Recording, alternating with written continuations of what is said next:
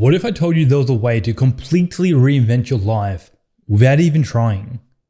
There is. The story of Lauren Jumps proves that this is possible. Dr. Mihai Csikszentmihalyi, the author of Flow, whose work has completely revolutionized our understanding of peak human experience, would agree. We are told to follow the conventional path. Go to university, get a degree, get a good job, pay your bills, and work fucking hard. The thing is, the conventional path works. That's why so many people do it. But it also leaves out the most critical steps in motivation science. Lauren's story offers us a completely different perspective.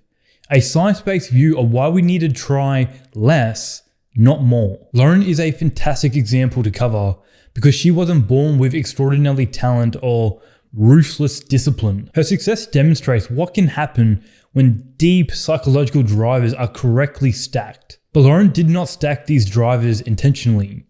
They just kind of happened. She only followed what most people do not dare to follow: her curiosity and play. Ironically, when she had zero expectations, she was rewarded with the results that most of us can only dream of. Over the last 5 years, Lauren Flyman has become the world's favorite skipping influencer. She has over 5 million followers on social media, has received huge brand deals, and even launched her own app. And none of this was planned. As stated by Stephen Kotler in his book, The Art of Impossible, curiosity is the starting point of the impossible. And so that is where we'll start too. Before Lauren had any success, she was on the conventional path as well. She went to university, earned a degree, and secured a job to pay her bills. It was comfortable and safe, but it was also draining and passionless. Then COVID-19 happened and everything was about to change. The world began to shut down and Lauren was laid off work. She was stuck at home with very little to do, like so many others during that time. And it really didn't take that long for the boredom to set in. As it turned out, that boredom she experienced while in lockdown, it was the best thing that ever could happen to her. She attempted DIY projects around the house, but quickly got bored of them as well. She couldn't do her regular gym routine because gyms were closed due to lockdown. And running wasn't an option because running sucks. So she needed to find a way to exercise. Better yet, she needed a project to work on. And then she had an aha moment. It was a moment of excitement and eagerness that comes with curiosity. A community of jump ropers were posting their videos online.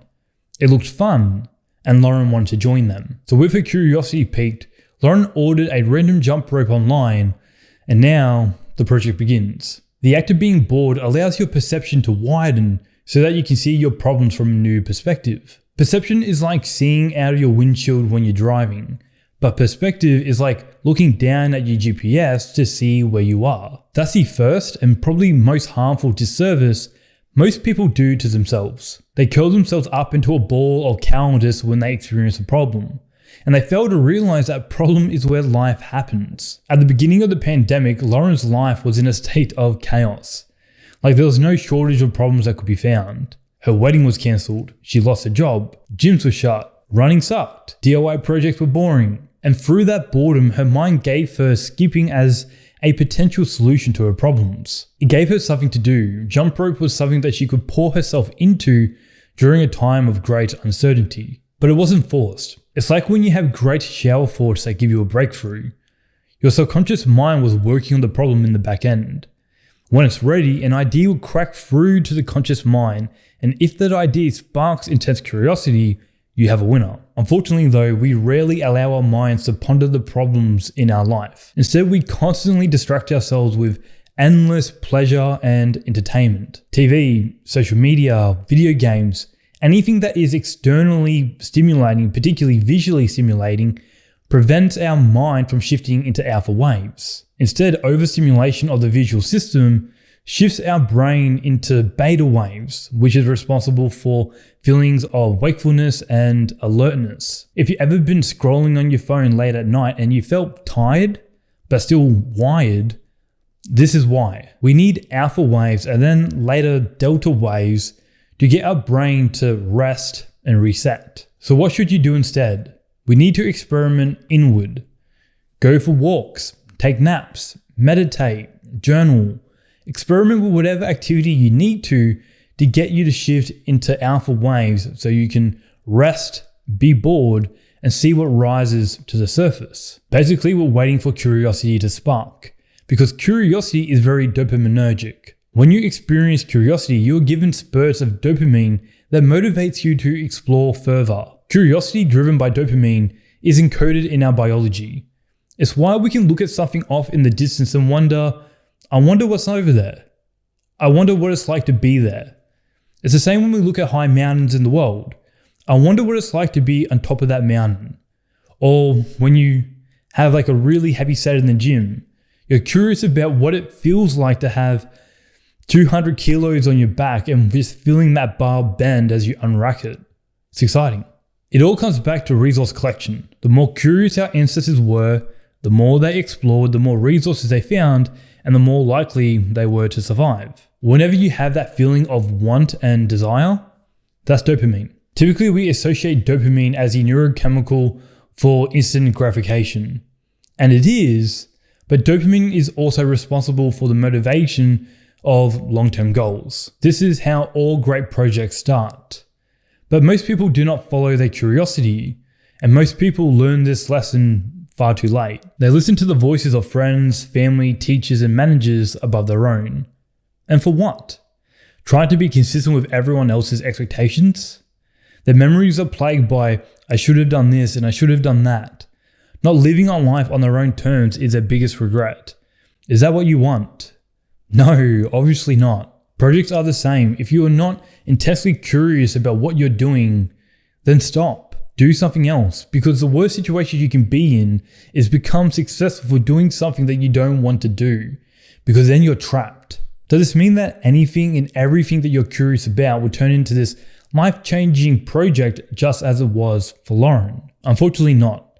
Curiosity is what gets you started, but there are other psychological drivers that keep you going. And it takes time and trial and error to find your perfect match fit. You need to experiment outwards, trying a bunch of different things to see what really sticks and works for you. Jump Rope was a project that stacked these other psychological drivers for Lauren.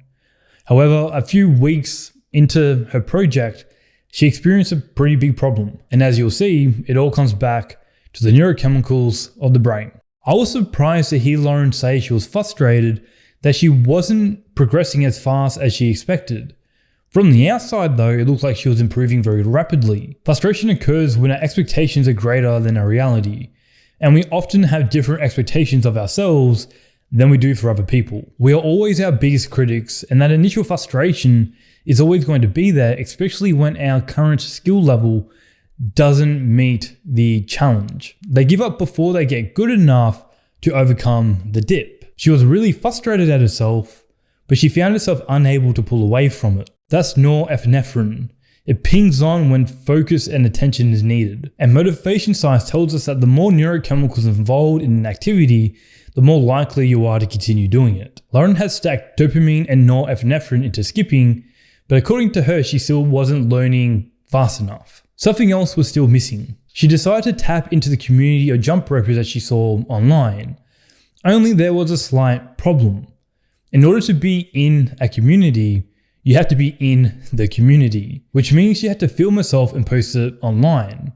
Up until this point, it's kind of crazy to think about, but Lauren didn't do any filming on herself at all. And she didn't want to post it on her personal Instagram account because then her friends and family might see it and she would be embarrassed. So she decided to create a dedicated Instagram page for her project. The Lauren Jumps page was created as a way to connect with that community, to track her progress and to hold herself accountable. Now she had a community that she could share her training with, to receive feedback, encouragement, and tips. This community aspect added oxytocin to the neurochemical stack, which means motivation for training increases again. In fact, she was training so much that she actually injured her knee. It was pretty clear by now that this project that started off as curiosity had turned into a passion.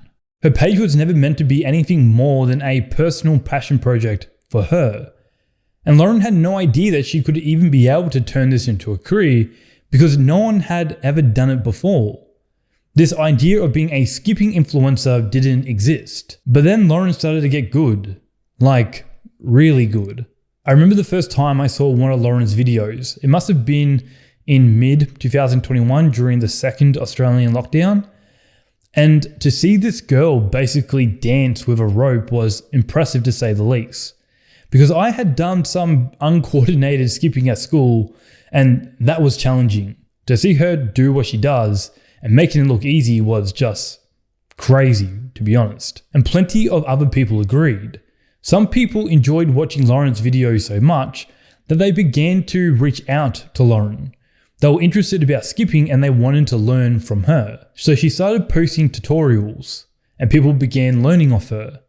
And just like that, the third intrinsic motivator in this trifecta was stacked. Purpose. Purpose seems to alter the brain in some pretty significant ways.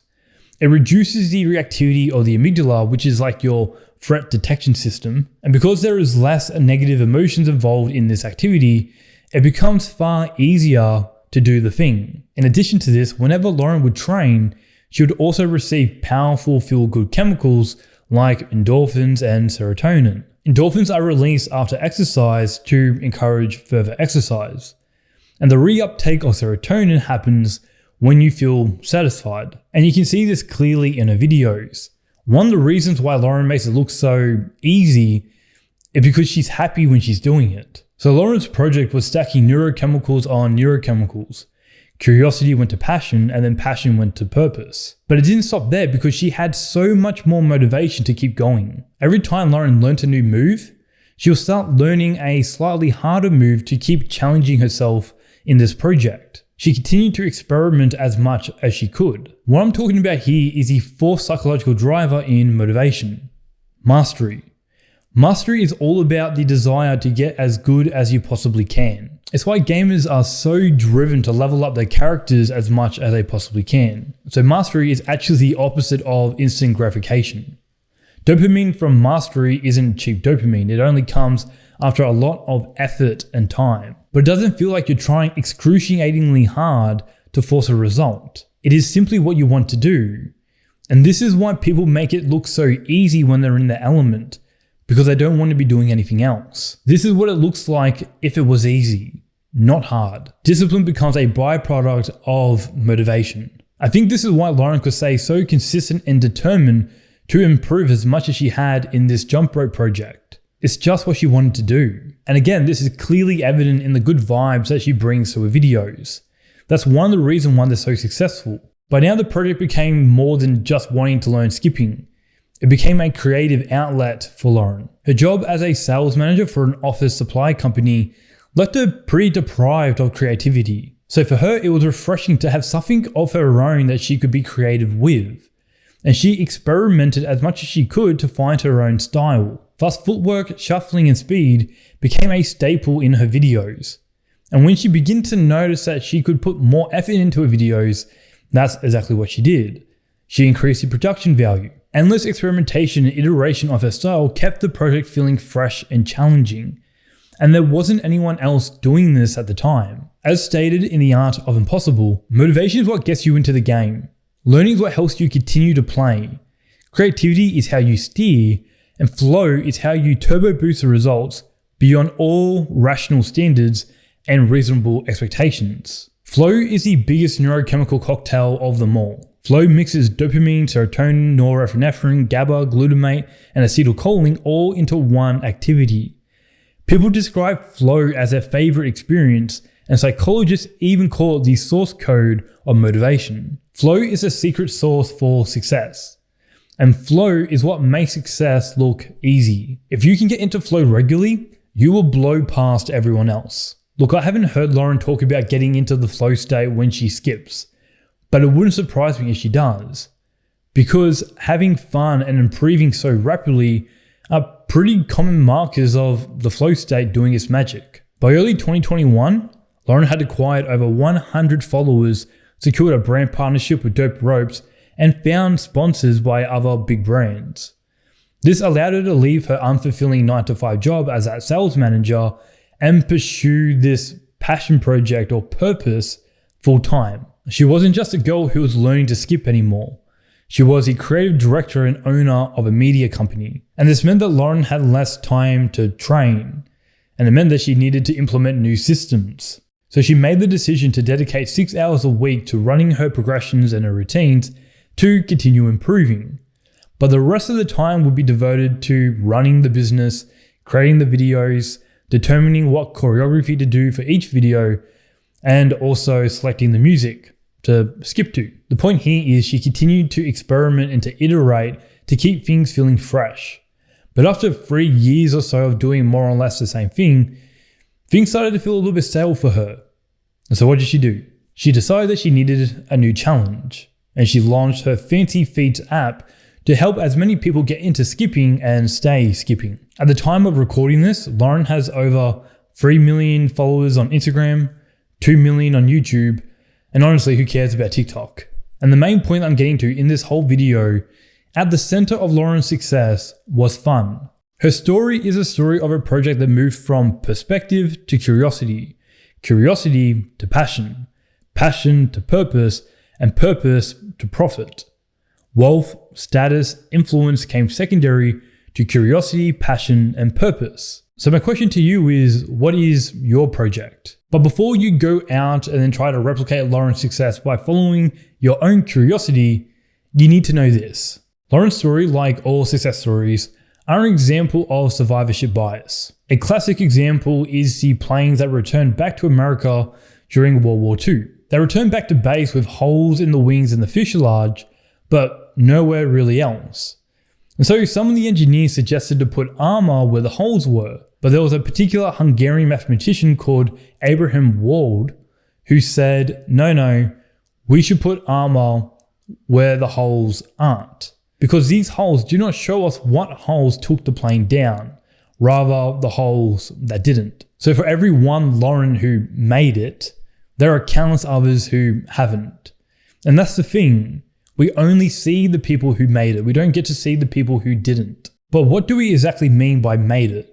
If Lauren's definition of success, for example, was having over 5 million followers on the internet, generating probably millions of dollars per year, then I don't think she would have made it. The reason why I like Lauren's story so much is because it's a story of accidental success. The best projects are the ones that you want to do even if you never make a cent from it, and you have no expectation that you're ever going to receive anything externally for it. Ironically, it's exactly those projects that you're more likely to receive the external reward for, because it shifts the formula for success in your favor. And even if you never made any income from your project, just think about how much better your life would be if you're working on something that you loved, that gave you a sense of purpose, and you had a community around you for it as well. Like, that shit matters more than anything. Take inspiration from Lauren's journey. She let her mind chew on the problems in her life until an idea that sparked curiosity broke through the surface. The only objective was to exercise, have fun, and improve at a skill. She found herself unable to pull away from the project despite all the frustration that she felt in her progress.